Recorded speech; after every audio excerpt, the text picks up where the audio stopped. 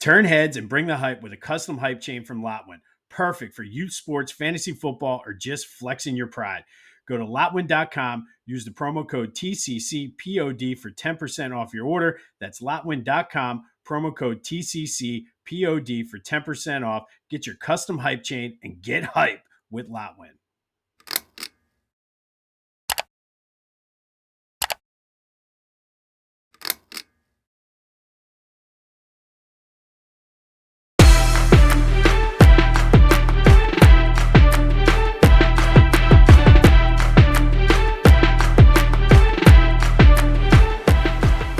What's up, everyone? Welcome to this day in Philly Sports History for June 23rd, 2025. I'm your host, Jim Montgomery. Welcome to a Monday edition of the podcast. As you can see, I am not in the home office down in Cape May, New Jersey for a few days. I hope everyone had a great weekend. The sound, as always, when I'm on location, may be a little iffy, but that's okay.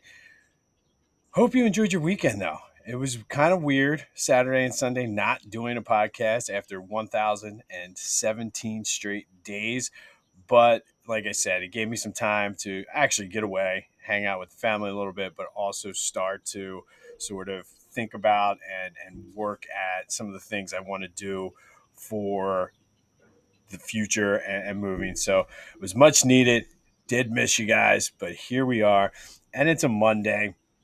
I'm going to steal this from a friend of mine, even though he's a Giants and a Knicks fan. I don't think he'd mind me borrowing this, but it always says in the Clash and Conferences Discord channel, Mondays, be a shark. And everybody talks about, oh, Mondays.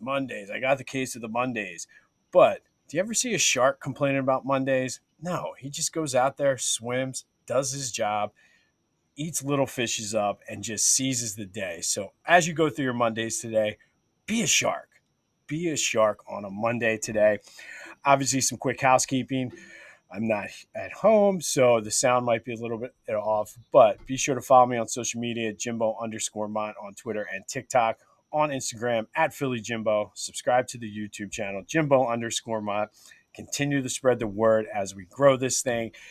Obviously, if you're enjoying this, somebody in your network likely will as well. So continue to spread the word. And if you want highlights, everything I have on my social media, including Facebook and LinkedIn, you'd see video clips, newspaper clippings, all kinds of different things based on what we're doing. So go over there and check it out. Since we're Monday through Friday, though, kind of debuted it, but it was a little off last week because we had a weekend. But here is Rewind the Weekend, sponsored by Philly Goat.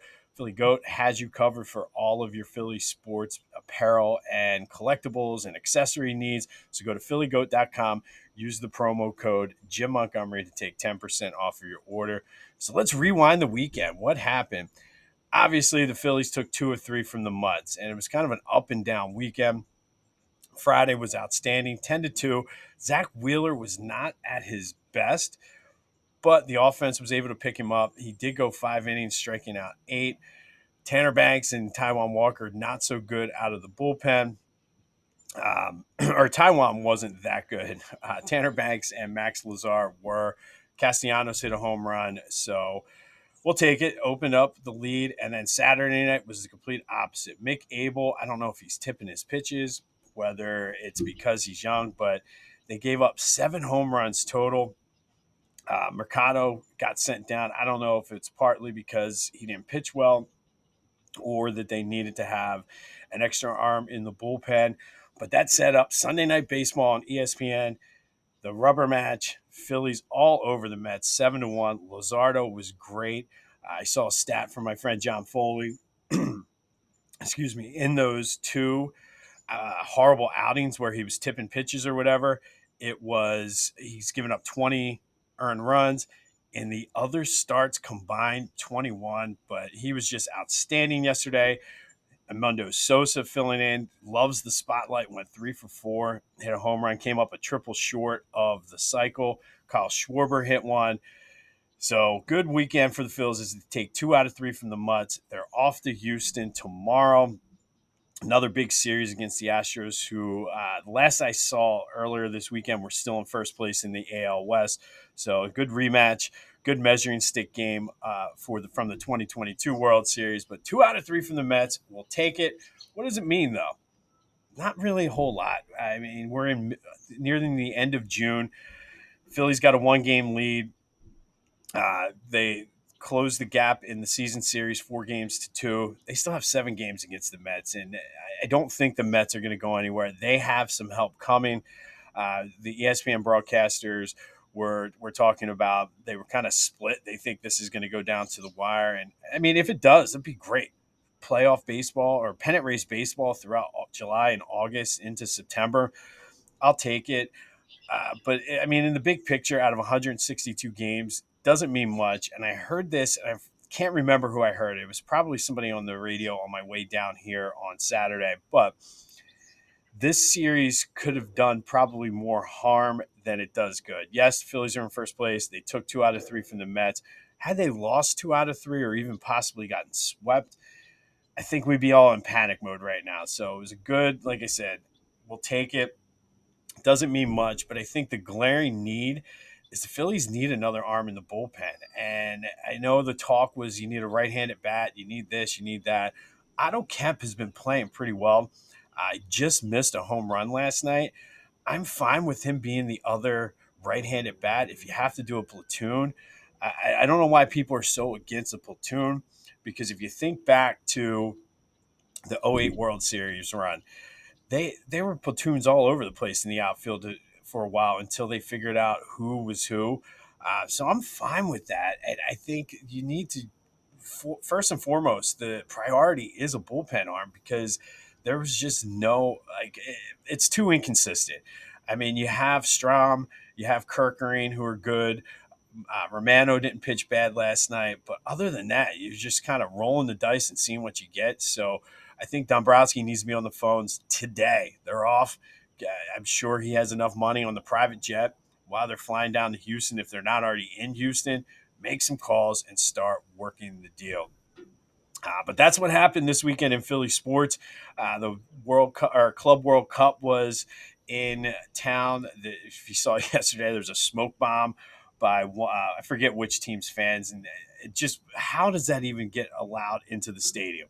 Like for Eagles games, like you can't even take a cigarette lighter in because you can't smoke in. Not that I do that anymore, but to be able to set off flares and smoke bombs like that, somebody is in a lot of trouble when it comes to that. But a lot has happened in this over the weekend in Philly sports history. June 21st, which was Saturday, was the anniversary of when the Phillies swept the Mets in 64 in a doubleheader on Father's Day. They won 6-0 and 8-2. Game one, Johnny Callison homered, but it was Jim Bunning's perfect game on Father's Day. It was the first in team history and one of only 2 in the Phillies' long history of being a Major League Baseball franchise. Callison also hit a homer in the second game. And then on June 22nd, Flyers drafted Peter Forsberg in 1991. Over the next year, from that draft in 91 to the draft in 92, it set off a year-plus long battle over Eric Lindros and changed the mindset and altered 2 franchises, because Peter Forsberg went to Quebec, who then moved to Colorado. We know Forsberg went on to be one of the best NHL players ever, winning a few championships out there. Lindros came in, got us to the Stanley Cup Finals, couldn't get the job done. But on this day, or over the weekend on June 22nd in 1991, the Flyers drafted Peter Forsberg, number 1. He would come back and finish out his career with the Flyers before some foot problems kind of ended that. But what could have been? All right, and then looking ahead this week, big week for the Sixers and the Flyers. The NBA draft is on Wednesday. Congratulations to the Oklahoma City Thunder for beating the Pacers last night in 7 games. And then Friday and Saturday is the NHL draft. But back to the Pacers, and I never will wish ill will on a player or hope that somebody gets hurt. However, the fact that Tyrese Halliburton likely ruptured his Achilles, all of a sudden the landscape of the Eastern Conference looks a lot different. So if somehow Joel can come back and be 75, 80% of what he was. Maybe they limit his minutes depending on what they do on Wednesday in the draft. The Sixers could possibly, and I know here I am, week of the NBA draft, going back to my crazy X roots again. But the Sixers could make some noise in the East with the two top teams, the Pacers and the Celtics, having some injury problems. And it looks like the Celtics might be selling.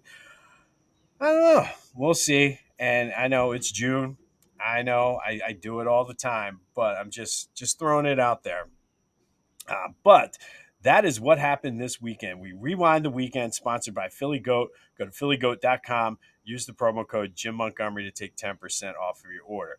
All right, June 23rd, big day in Phillies history.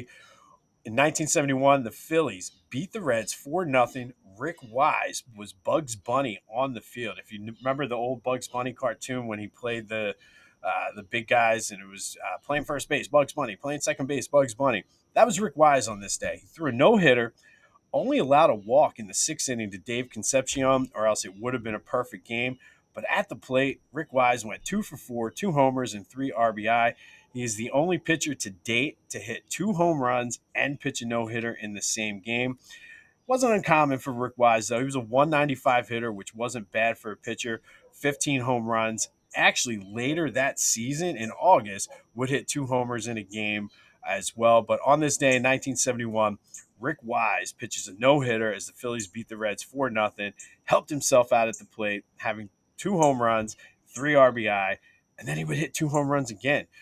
So Rick Wise, pretty good hitting pitcher. And then fast forward to 2012, Phillies beat the Rays 7-6 when Jim Thome pinch hit for Jonathan Papelbon, who had just blown a save and tied the game up, came off the bench, hit the walk-off home run. It was his major league record 13th walk-off home run of his career, the last one he had in his career. J. Roll and Juan Pierre also homer for the Phillies. Like I said, Papelbon blew the save in what Thome shouldn't even have gotten up. He was playing out kind of the end of his career. But the home run was his 609th of his career, tying him for seventh place on the all time list with Sammy Sosa. He is currently eighth on that list. Packing up the whole crew for a week down the shore?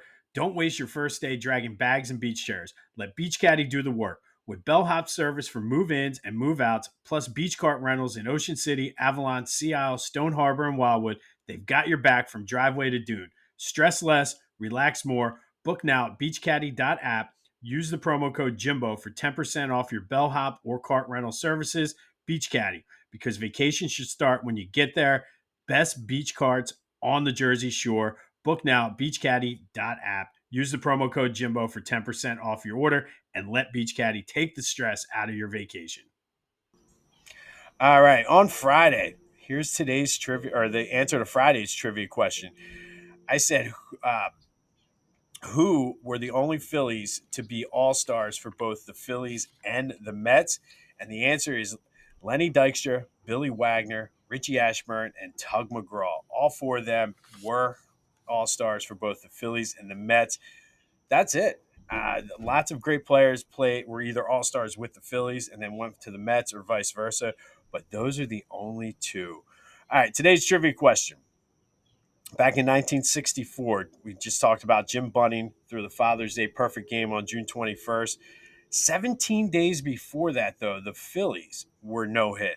Who no hit them? What pitcher no hit the Phillies 17 days before Jim Bunning said, "Hold my beer, I can top this"? Hit me up on the Discord channel. First link in the description.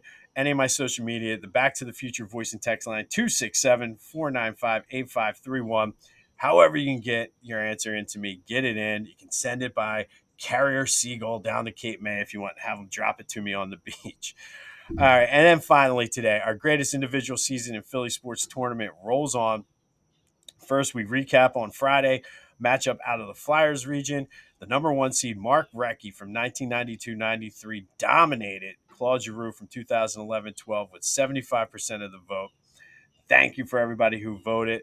Mark Recchi, the number one seed, moves on. And then today we have a matchup out of the Sixers region. And I'm really curious to see which way this goes. It's a battle of MVP seasons First, the number 2 seed. First, we're hearing from him, Wilt Chamberlain from 1961 and 1962. Played for the Philadelphia Warriors, so he does count as a individual Philly sports season. Averaged an astounding 50.4 points per game, which is still the NBA record. Added 25.7 rebounds and an astounding 48 and a half minutes per game. Let that sink in for a minute. Yes, an NBA game is only 48 minutes. Wilt averaged more than an NBA game that season. Lots of overtime for the Warriors that year. He led the league in field goal attempts, free throw attempts. First team All NBA. He was an All Star. Finished second, believe it or not, in the MVP voting to Bill Russell, despite the fact that Wilt dominated the stats the whole way. Led the league or beat Bill Russell in everything except for assist. But I guess because the Celtics won the championship, they gave that preference for that. This was also the season where Wilt scored 100 games against the Knicks up in Hershey Park. As I mentioned, the Warriors would lose to the Celtics in the Eastern Division Finals 4-3. He has taken on the number 7 seed Joel Embiid from 22-23. Another MVP season, finally breaking through and winning it. Averaged 33.1 points per game, 10 rebounds a game, led the league in free throws made, was an all-star, first team NBA, added 4.2 assists per game as well as 1.7 blocks. Also shot 33% from three-point range, which is pretty good. That, unfortunately, though, was the year that injuries down the stretch and they just couldn't get it done, having a 3-2 lead with a home game, losing to the Celtics in 7 games. So now it's your turn. Which one of these Sixer seasons was better? Wilt in 61-62, Joel in 22-23.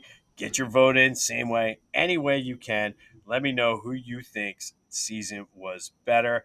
And I just want to give a shout out to the Clashing Conferences Sports Fan Network. We are proud members of the Sports Fan Network. Go to clashingconferences.com for details on how you can join and what they have to offer. But the Clashing Conferences Sports Fan Network, theclashingconferences.com, and we're happy to be a part of it. Be sure to let me know your trivia question. 17 days before Jim Bunning's perfect game, the Phillies were no hit. What pitcher no hit them? And then Jim Bunning basically said, "Here, hold my beer." On this day in 2012, Phillies beat the Rays 7-6 when Jim Thome hit his 13th and final walk-off home run of his career, still the all-time leader in walk-off home runs. And then 1971, Rick Wise did a Bugs Bunny impersonation, pitching a no-hitter, hitting 2 home runs in the game as the Phillies beat the Reds 4-0. All right, let me know your thoughts on the Phils. What should they be still looking for a bat, or is it all about the bullpen? And I mean, I wouldn't mind having another bat, but if you get guys like Sosa on the bench, you can. Kepler's been doing okay, hasn't been playing every day, but you can do some sort of platoon with them. I would load up the bullpen. It got dicey. Definitely got dicey this weekend. All right, this has been This Day in Philly Sports History for June 23rd, 2025. My name is Jim Montgomery. Go have yourself some Monday. Be the shark today. Don't let a case of the Mondays get you down. And until next time, I'll see you when I see you.